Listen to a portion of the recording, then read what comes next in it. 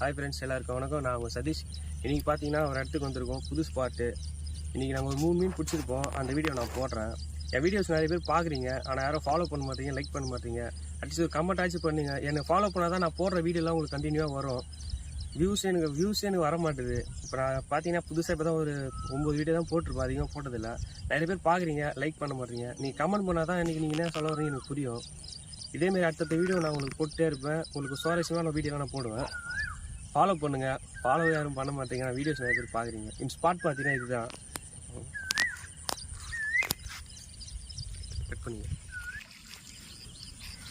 SK phishing அவர் தான் அந்த மீன் பிடி அடிச்சிடறாப்புல. நல்ல ஸ்ட்ரைக்கு, நல்ல சைஸான மீன் ஒன்று பிடிச்சிட்டான்.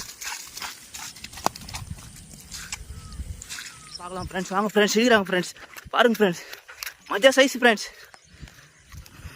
வீடியோ தான் தெரில, குவாலிட்டியாக தெரில ஃப்ரெண்ட்ஸ். பாருங்கள் ஃப்ரெண்ட்ஸ், நல்ல சைஸ் ஃப்ரெண்ட்ஸ், சரியான பெருசு ஃப்ரெண்ட்ஸ். ஹாய் ஃப்ரெண்ட்ஸ், கடைசியில் பார்த்தீங்கன்னா 3ஆவது மீனும் பிடிச்சிட்டோம். சைஸை பார்த்தீங்கன்னா உங்களுக்கே தெரியும், கீழே வழிக்கு விழுது ஃப்ரெண்ட்ஸ்.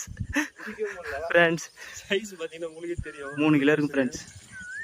எத்தனை எங்கள் ஃப்ராக் லைட்டாக கோளாறு குதிச்சு மீன் நல்லா அடிக்குது. ஆனால் எங்கள் ஃப்ராக் கோளாறு கொடுக்குது. ஃப்ராக் பேர் சொல்லுங்கள். கஷ்டமாக இருக்குது. இது பார்த்தீங்கன்னா ஒரு 2 கிலோ வரும் போல். நல்ல சைஸ், தரமான சைஸு.